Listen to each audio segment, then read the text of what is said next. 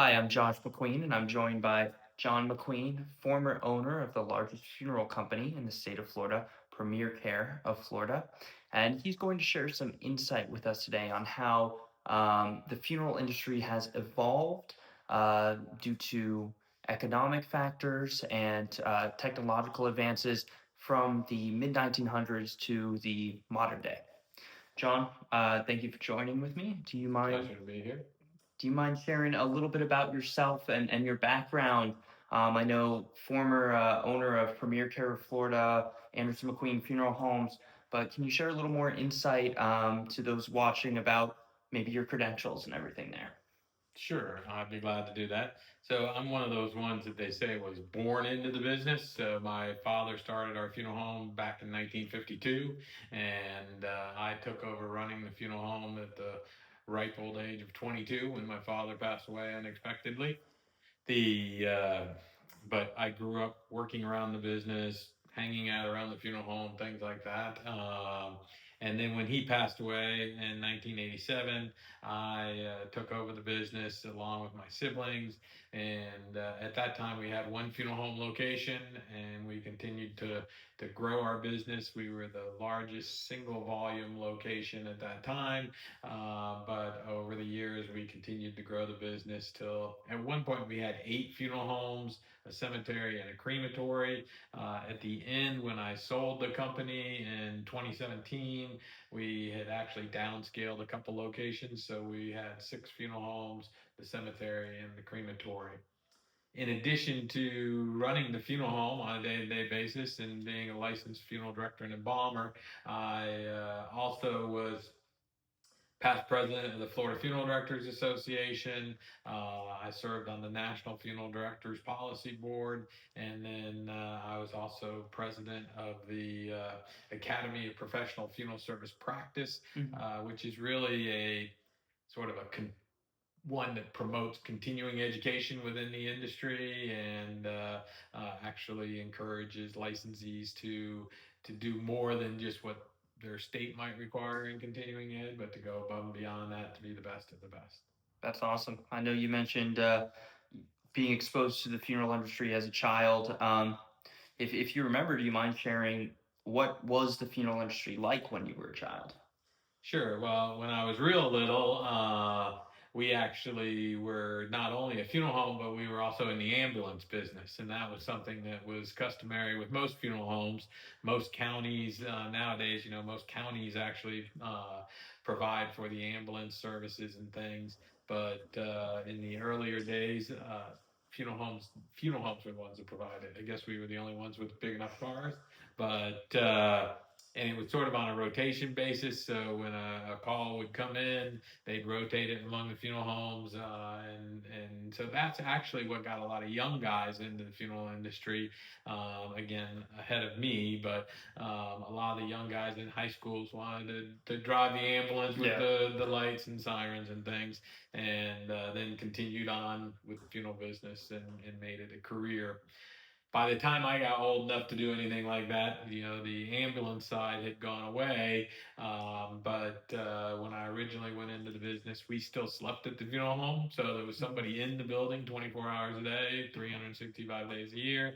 And so myself and the other funeral directing staff, we took turns rotating, usually 1, 2 nights a week that we would spend there at the funeral home, sleeping there and taking death calls and things like that. Yeah, I'm sure growing up in it that made it a little easier for you to spend the nights there. But I'm sure that was very different for some of the guys who didn't grow up in the business. Well, actually, to be honest with you, when my brother-in-law was in the business, and so working for my dad, and the first time I ever went to spend the night there with him, I was a little nervous about, hey, sleeping in a funeral home. But he reminded me, he said, it's not the dead ones that will hurt you, it's the live ones. And after that, I was like, hey, that makes sense. So Absolutely. Now, you grew up in the business, like we mentioned, and your family had started a local family-owned funeral home. What made you decide that you wanted to take over your family business? sure. Well, it's an odd little story, but I was probably about about 4 or 5 years old, I think, if I recall correctly.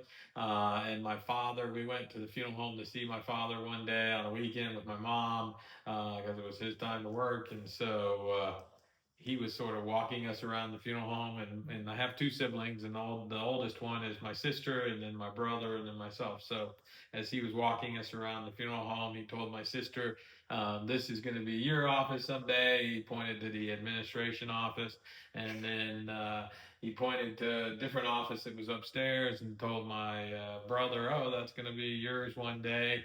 And then he turned to me and said, hey, I'm sorry, John, but I'm all out of offices. And so I turned back to him and said, it's okay, Dad. I'll just take yours. And from that day forward, I always said I was going to be a funeral director. And I was probably the only kid in my high school that when they did career day, put down for my first, second, and third choice to bring a funeral director to come in and talk. They never brought a funeral director to come in and talk, but I still stayed in the funeral business. Absolutely. Now, I guess one question that ties into our topic: how did your local community view family-owned funeral homes when you first started, compared to when you retired? I believe in 2017. Sure. So when I first started in the business, and actually even before that, our funeral home was located in St. Petersburg, which is within Pinellas County of Florida, as you all know. And but at one point in time, they said that St. Pete was the home of the newlywed and nearly dead. And so there were roughly, probably in the 70s, there were roughly probably 85 to 90 funeral homes within Wow. Pinellas County, all pretty much family owned. And then by the time I came into the business in the early 80s, they had dwindled down some through consolidation. A company called Service Corporation International, known as SCI. Mhm. They were sort of the first big consolidator to get into the business, and they had bought up some. So there was probably now 65 funeral homes in the county that were independently owned or family owned. So most people really didn't know there was that much of a difference because again consolidators were just getting kind of started in the business. By the time I sold the business, there was probably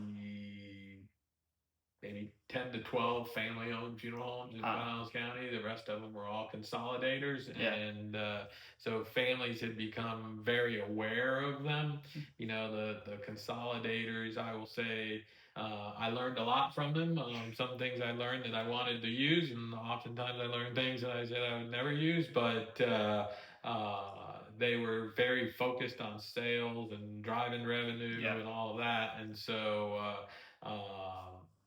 families oftentimes were sort of put off by that. Hmm. And so, usually there was a lot of marketing and things done at that time to say, hey, why you should come to a family owned funeral Yeah. home as opposed to a corporate owned funeral home. Now I know you mentioned how that competition, or at least that outside competition, not the family-owned funeral homes, it started off, slower. They started consolidating some, and then by the time you left the funeral home in 2017, it had pretty much become the majority. It sounds like.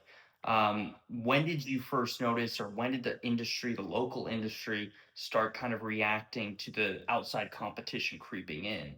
Is that something that happened before, when it was just those first 20 or so funeral homes getting consolidated, or more during your time you guys really started to notice the change?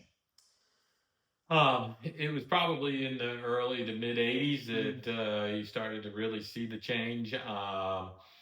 Oftentimes what happened, many of the consolidators would come in and buy the cemeteries first, with the goal of creating what they call a combination funeral home cemetery. Yeah. And most cemeteries did not have funeral homes on them. So what Mhm. they would do is they buy the cemetery, and then they would ultimately over time build a funeral home on it in Got hopes of drawing all the business to them, because why go to a funeral home 10 miles away from the cemetery if everything can be done right there.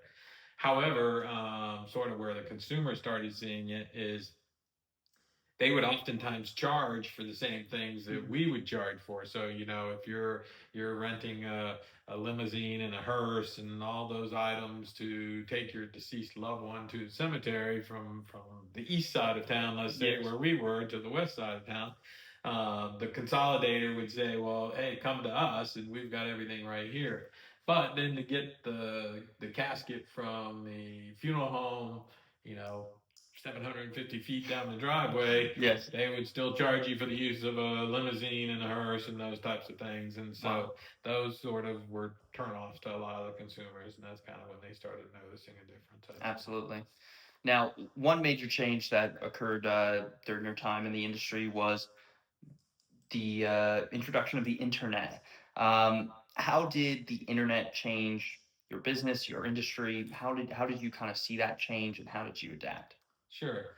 Well, the one thing about funeral service is very slow to change. Yeah. So there's some funeral homes out there that are still doing today what they were doing 120 years ago when their forefathers started the funeral homes.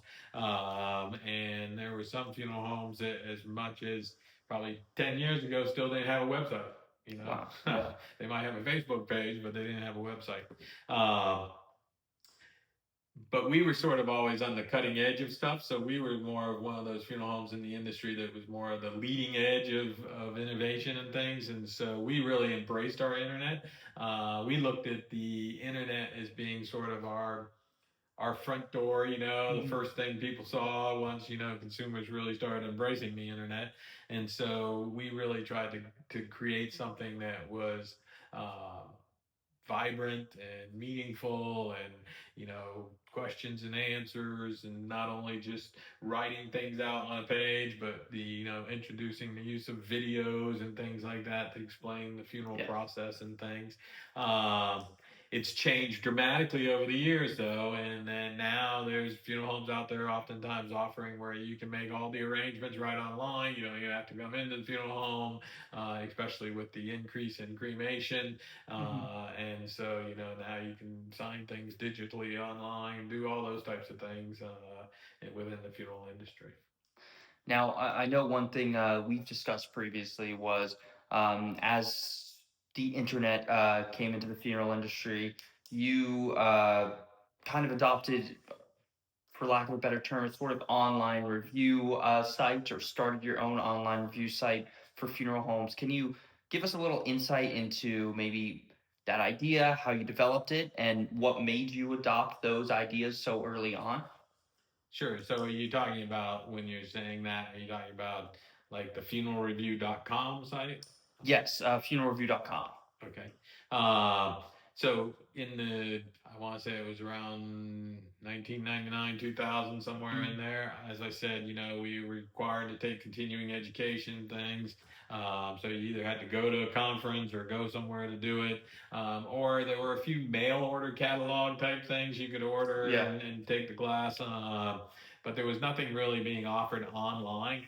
And so, and the ones that were sort of the mail order catalogs were like, if they were going to improve you at being a funeral director, it was like how to open the front door, type situation. So I wanted to take a different approach because I felt like if I was going to spend my time learning things, I wanted to learn from the best. So I created a company called funeralreview.com, and it was the first real online continuing education company in funeral service.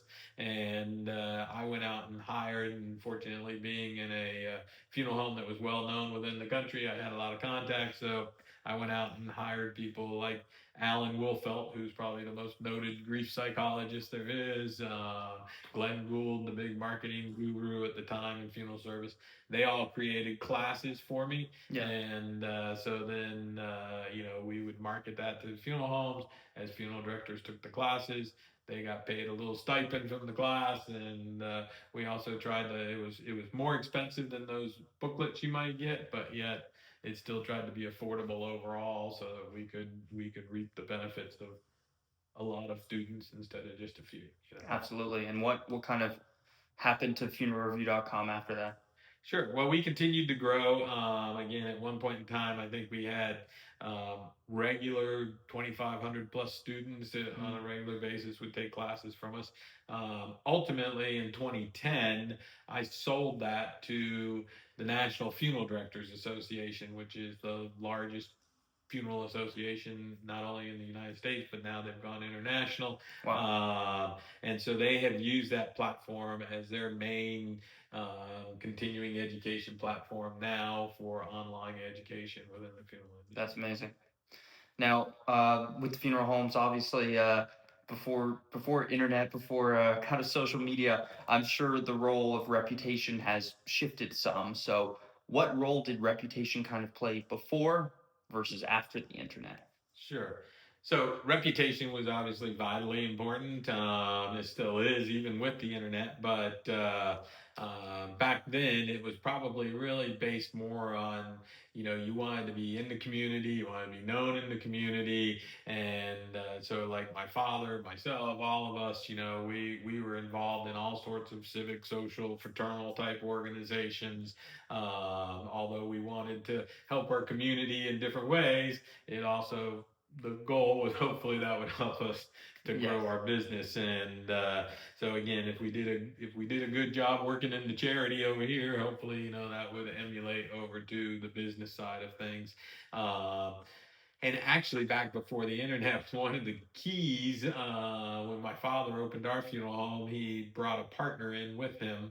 And so obviously our last name's McQueen. His partner was John Anderson. hmm, And so back then, the phone book played a major role in marketing. And so that's why we named the funeral home Anderson McQueen, was because A came before M in the phone book, and so that way, when you flipped to funeral homes, we would be up near the front instead of mid to back.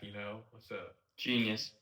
yeah. Uh, I guess how would you say kind of the industry adapted as a whole to the internet? I know we talked about consolidators and the larger, much larger funeral homes, and how they kind of started to breach the family areas. How did the family-owned funeral homes versus the larger consolidators kind of adapt to the advent of the internet?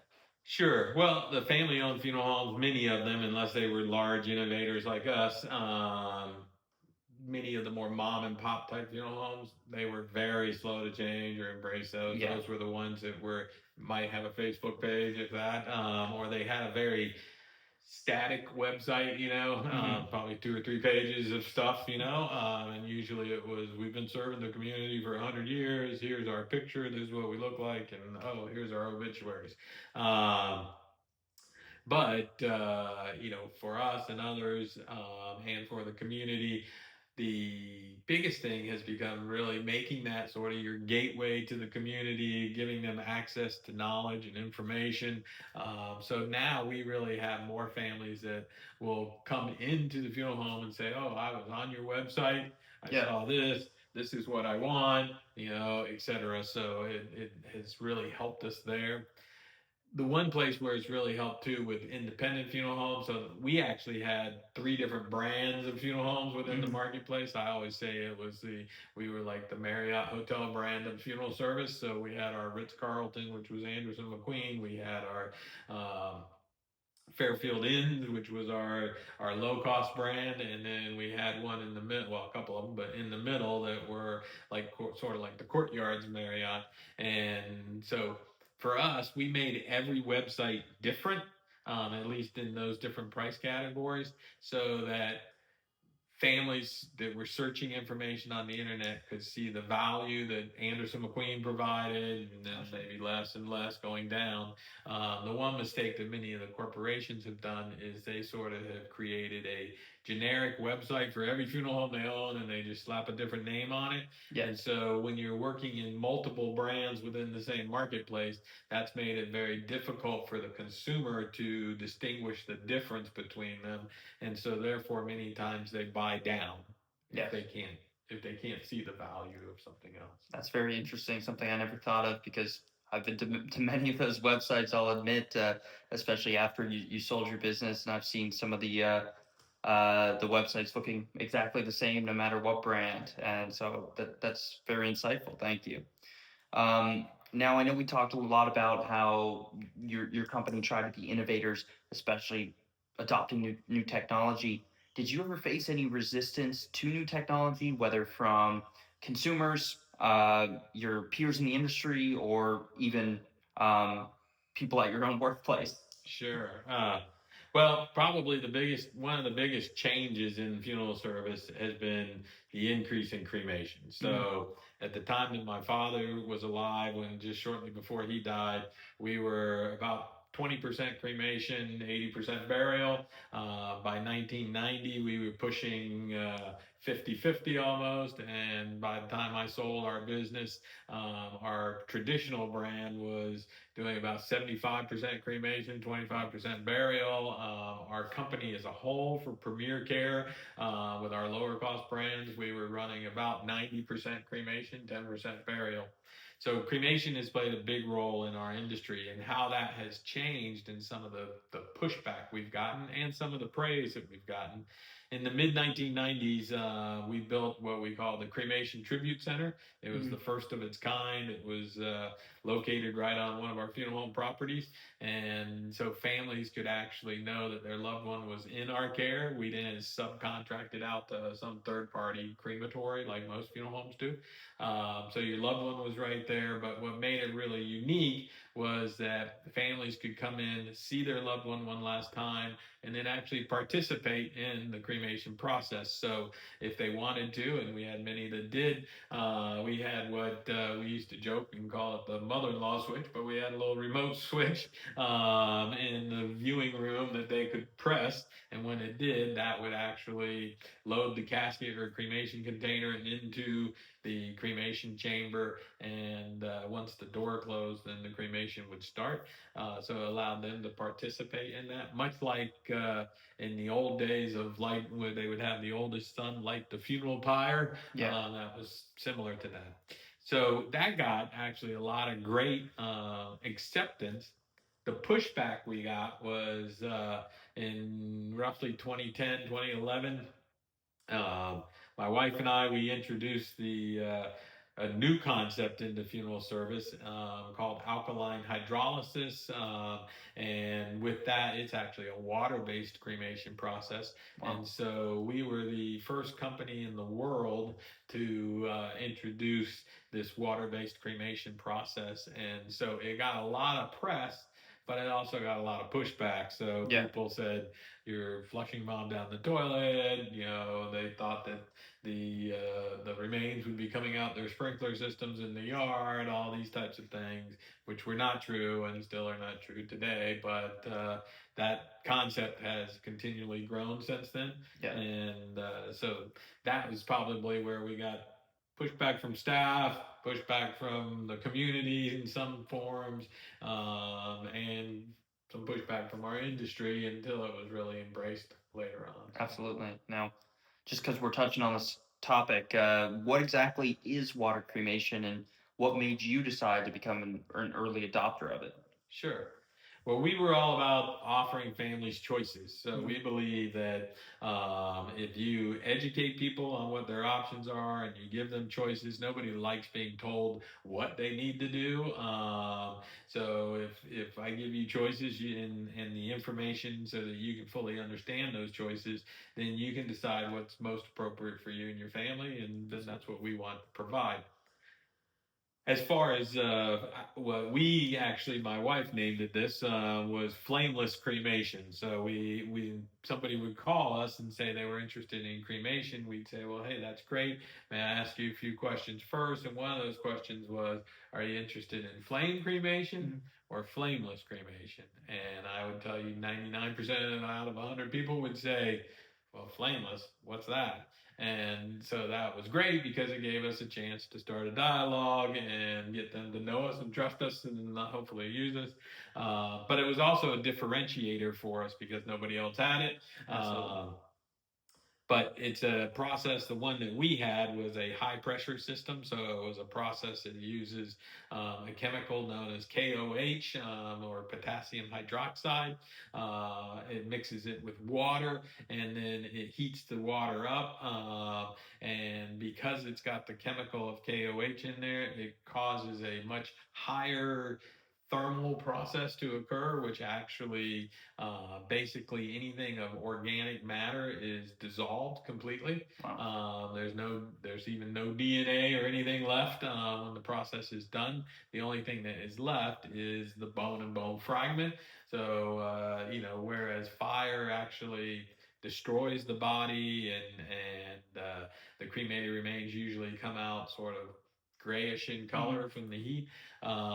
This was actually, you'd have a pretty much a full skeletal remains laying there, and the cremated remains would be a bright white when it was finally pulverized into the smaller particles people think of as cremated remains.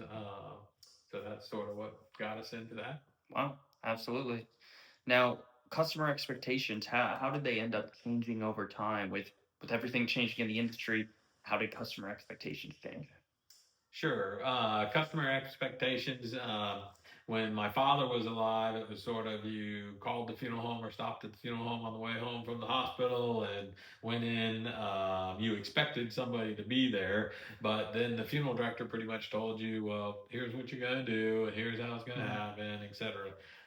Today, more and more people want to take control of the process, and so we have to sort of guide them through the process, but they sort of want to be more in the driver's seat, or at least feel like they're Yeah. in the driver's seat. Uh, so that has changed a lot in that area. As far as the expectations, I would say, we live in an age now of speed and instantaneous results, and so they really, if you used to tell them, hey, I'll have the cremated remains ready for you in a week, now you need to tell them I'm going to have it for you by tomorrow, if that's Wow. the case, Yeah. so they really expect things to happen much quicker.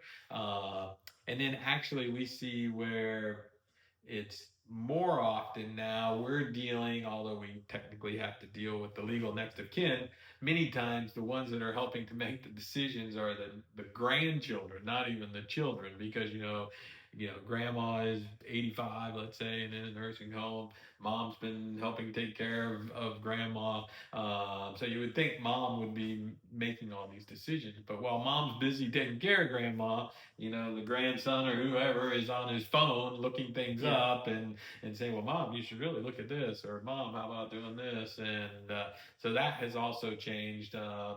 Some funeral directors out there don't like to, they want to say, I've got to deal with your mother, I can't Hmm. deal with you. But so it's caused us to have to really be able to connect with everybody in the room, I would say. Absolutely. Now we talked a little about, you had your different brands, you had your Ritz Carlton, in the Marriott brands. How did, I guess, pricing transparency, did that ever affect your business? Was it positive? Was it negative? How did you see it affect other funeral homes in the industry as well? Sure. So unlike many businesses out there, we as an industry have been regulated by the Federal Trade Commission since the early 1980s, late 70s, maybe early Yes. 80s. So we've had to disclose prices over the phone. We have to give Hmm. them all the information. I still deal with a lot of industries nowadays personally that, hey, you have to like pull the price out of them, Yeah. but so we've had to disclose that, and we made a conscious effort of putting all of our prices on the internet. Hmm. We wanted people to be able to look everything up and have that. This is our open door policy. Everything's transparent to you. A lot of funeral homes didn't want to do it, and many still don't. They're afraid that that's going to turn people away or Yeah. things like that. Um, I will say that in our Ritz Carlton brand, hey, our price is out there, but you're paying a premium for it, Hmm. but you're getting the best service there is. Absolutely. And then as you come down the tier, yes, the prices get less, but also the service levels go down too. It's much like, again, staying in a different hotel. You're going to pay at the Ritz Carlton, you're going to pay $400 a night. at the Marriott, Fairfield Inn's Marriott, you're going to pay 100 a night, Yeah. So, but the other thing that we did is with our different brands, other than Anderson McQueen, you did not get a McQueen. So, I didn't go to our A Life brand or Mhm. our Gunter brand or our Reese brand to make funeral arrangements. I was only exclusive to the Anderson McQueen brand. Also, the other thing is with the McQueen name in the top tier brand. What we would do is, we were available 7 days a week, 24 hours a day. You got that white gloves treatment, you got the Starbucks coffee cafe, you got Yeah. all those types of things that you didn't get in the lower cost brand. In fact, our least expensive brand was they were only open Monday through Friday. They Wow. didn't even work weekends, things like that. So. Yeah. Now, for having your own company, for being in the funeral industry, was there ever a time you took a big risk, or what was the biggest risk that you feel you ever took? Sure. Well, twofold. One was the introduction of the flameless cremation. Obviously, Absolutely. that was $1 million investment, and you were hoping that was going to pay off. Ultimately, it did. Probably the biggest risk I took was again when my father died. I was the son that was in the business. My brother was in law school. My sister worked at the funeral home, but really wasn't in the business per se. Um, but we maintained that relationship. My brother came back to the business, and we continued working until 2010. In 2010, I bought out my brother and sister, Mhm. and so I now went to being the sole person making decisions. I also had the multi-million-dollar price tag on my Yeah. back with the bank, things like that. And it takes a lot of hard work. Again, there were many times that I went weeks on end without a day off to make sure things got done, but ultimately, in the end, there was a big payoff for it. So. Absolutely. Now, at the same time, you're buying out your siblings. Well, you're taking over from your father, the three of you, then buying out your siblings. This is the time when the consolidators, the big companies, are coming into the area. Did you ever feel pressure from these large corporations? How did that kind of affect your businesses? Not just the top of the line Anderson McQueen, but the A Life, the Reese, the Gunter, etc. Sure. We probably received more pressure per se at the top end brand, Mm, because of the fact that we were high priced. It was easy for somebody. Most businesses come in and compete off price to begin with. So what happens is, if I'm going to go in, if you're the main funeral home, the premier brand across the street, I'm going to open up a funeral home across the street from you. I'm going to come in and say, hey, I can do everything you can do, but I can do it for half their price. yeah. And then I'm going to take away enough of your business until I can then start raising my price until one day I'm priced the same or more than you. Mm, But I've now taken 50 or 70% of your business. absolutely. So we always had to protect the premier brand. Mm, So again, we had the largest market share for a long time. We didn't. A long time it was one of the corporations, but ultimately I was able to take over more market share than the large corporation, but we charged more than them too. yeah. So it worked out well. As far as the actual corporations themselves, they were in buying frenzies at different times throughout the years, and so many times we were approached about selling to them or Mm, things like that. And we said we weren't interested. And then also because I served in all those different going up the ladder of FFDA and NFDA and all those organizations, I knew most of these guys, and so we shared ideas too, yeah. which was great for us. So I welcome the large corporations into my market because of the fact that they move much slower Mm, than I did as an independent. So if I made up my mind today I wanted to do something different, tomorrow we're doing it different. It takes them a lot of legislative hurdles to yeah. pass to decide to change. So. Absolutely. Now, what did you see that kind of separated the successful funeral homes like your own from some of the failing ones? Sure. Well, some of the things were, hey, commitment. We were, and a lot of the guys I know, contemporaries of mine, were committed to their business 24/7. A lot of the guys, it seems like when they get the title owner or the title manager, they kind of feel like, hey, I don't have to do that anymore. Yeah. That's somebody else's job. But you know, all the successful guys I know, sure, we try to work on our business, and at a certain age in life, you get to where I didn't, but others did, where they go play golf or they do this or that. But for the most part, they're really working their business. Mm. And, you know, I've seen too many guys that, you know, kind of like once they get that title, want to put their feet up on the desk and think that somebody else should do the work. And hey, you know, my wife, every morning we did our little 10-minute tidy. My wife tried to lead it by doing all the bathrooms in the funeral home every morning. You know, I was the first one there every morning. So again, you know, I think staff sees that and Yeah. they're gonna model your behavior. Mm. And so many of the ones that have failed didn't really work their business, so their staff didn't really work their business, and Yeah. ultimately somebody took their business. Now, obviously, you worked through several major economic downturns, and I know the funeral industry is a pretty unique industry because people are always down, Sure, to put it that way. sure. How did nationwide or worldwide economic downturns affect your business? Sure. Well, like everything, you know, when spending's tight, Yeah. people spend less on a funeral. Hmm. So, you know, we would still get the death call. We'd probably have to work a little harder to justify why you were paying the price we were paying, but also, or you know, we were asking you to pay. But you know, even though they might want this certain type of funeral for their mom, but they didn't think they could afford it. You know, we would try to work with families too. You Hmm. know, so I would any day of the week if a family came in and told me, "Hey, Mr. McQueen, I really want to do this for my mom, but I just don't have the money for that." You know, we would be like, "Hey, well, let's see what we can do for Yeah. your budget, okay?" Uh, there's many funeral homes that say, nah, we're not going to do that. You can't afford us. So see you later. You know, Yeah. I think that makes a difference. But again, you know, we see more families when things are tough and times are tight that they spend less on the funeral. So maybe they would have done a traditional viewing and funeral followed by cremation for mom. But since money's tight, maybe they do a memorial service for mom or a celebration of life type service instead, you know. Yeah.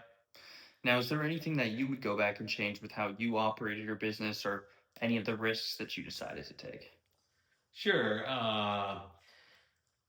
I might have tried to be a little bit better leader than I was, or let me say a little bit more of a patient leader, perhaps.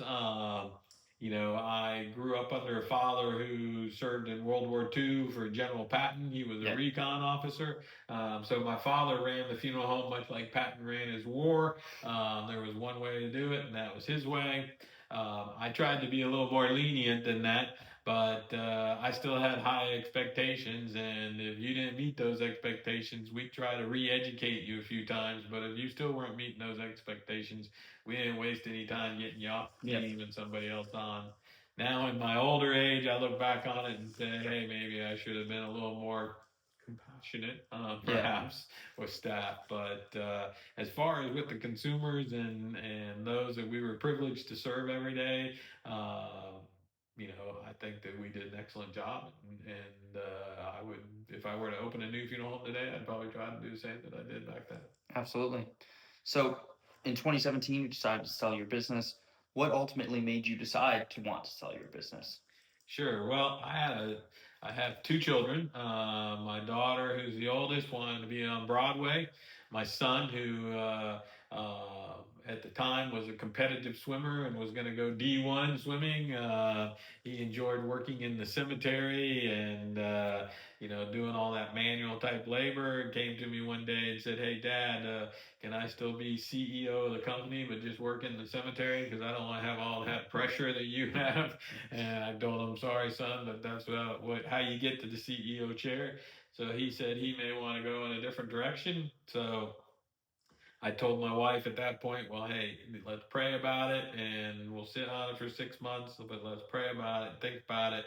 But if we're going to sell, the time to sell is while we're at the top. Yeah. Throughout my career, I've watched too many funeral homes that were up here. By the time they finally decided to sell, they were down here, Oh, and I didn't want to be that. So I wanted to be the top dog. I was the largest in the state, and I figured if I was going to get out, I was going to get out while I was the largest in the state. smart. Now, I guess being several years removed from in the funeral industry, I know you've done some consulting sense and everything, but as sort of an outside observer, not owning a business yourself, how would you describe the position the funeral industry is in now compared to when you had your business and compared to when you first started? Sure.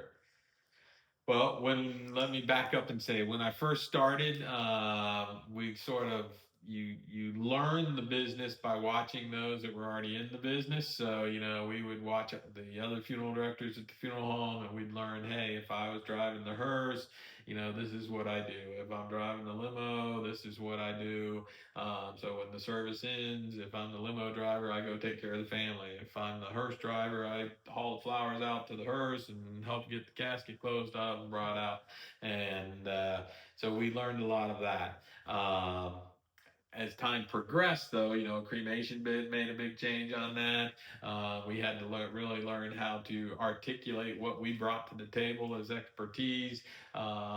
Today, between artificial intelligence, websites, access to things on the internet, it has become a much more competitive marketplace, I would say. And it's all your marketplace has also become much larger because Mhm. a traditional funeral home historically would pull within about a probably about a 5 mile radius of that particular location.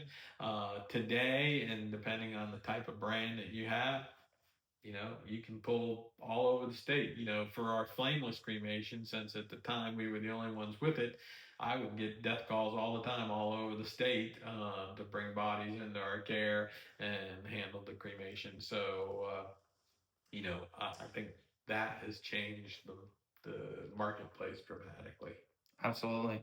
Now I know one thing you and your wife did was write a book called Lessons from the Dead, where you talk about um, implementing things from outside industries into the funeral business.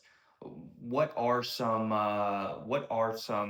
things that you kind of implement into the funeral business that you feel, I guess, positively helped the business, and why were you so interested in pulling these things from outside areas? Sure.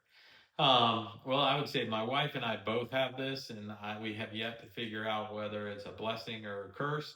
But when we go on vacations or we go to a nice restaurant or whatever it is that we're doing, we always try to look at things and say, "Hey, wow, how could we incorporate that into our funeral home?" Mhm. Or, "Oh man, we want to make sure our funeral home never incorporates something like that."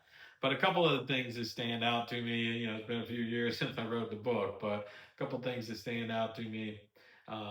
One was Ruth Chris. So we used to eat at Ruth Chris for quite a bit. We had one in our town, and you know, it was interesting to watch how the waiters would come out, and when they did, they'd tell you about the whole process. Oh, have you ever been here before? No, I haven't. Oh, well, our steaks are cooked this way, and we do this, and we do that, blah blah blah. So we stole that from them, and we went back and taught our team to really educate the consumer much Mhm. more on what we're doing as well as what their options are. The other one that really stands out to me is from Royal Caribbean. We're big cruisers in life, and so when we were going on Royal Caribbean at a younger age, oftentimes, you bump into one of the people working on the boat and they'd always smile and they'd always say hello and they were very friendly. And finally, I said to my wife, there must be something to this because everybody does this, And so finally, we asked someone, we said, hey, how do you do it? And they said, oh, that's simple. It's our gold standard. Mhm. Greet and smile, own the guest experience, look the part, and deliver the wow. Yep. And so we were like, hey, this is great. Could you repeat that? I'm going to write Yeah. this down. And so we took it back to the funeral home and we instilled our we ended up calling it SOAR, which was again same kind of concepts, and it went over well. We had to really focus our staff on it. But again, it's about owning that experience for the consumer. Just because you work in a funeral home, you don't have to look like Lurch Yeah. standing in the front Yeah. door. You can have a nice smile. You can have a nice handshake. You can welcome them. You want to make sure that the experience is a positive experience. You're going to own it one way or the other. The question is just whether it will be positive or negative. You always had to look the part, so we required that if you were going to be in what we called an on-stage area, you had to have your coat and tie on, or ladies had to be dressed appropriately, and then deliver the wow. What can you do as you listen to the family story? What can you do to sort of wow them? What can you do to take them above and beyond? Mhm. And so we always tried to look for that as we were waiting on family. That's awesome. Now, on the topic of American entrepreneurship, my class deals a lot with that topic and how it develops. I guess one piece of it, one question to kind of leave you with is what advice would you give to new entrepreneurs? I know the funeral industry is a very unique field, but I'm sure there's lessons you've learned from that that you feel can be applied to other fields or just being an entrepreneur yourself because you had to be. What advice would you give to new entrepreneurs? Sure.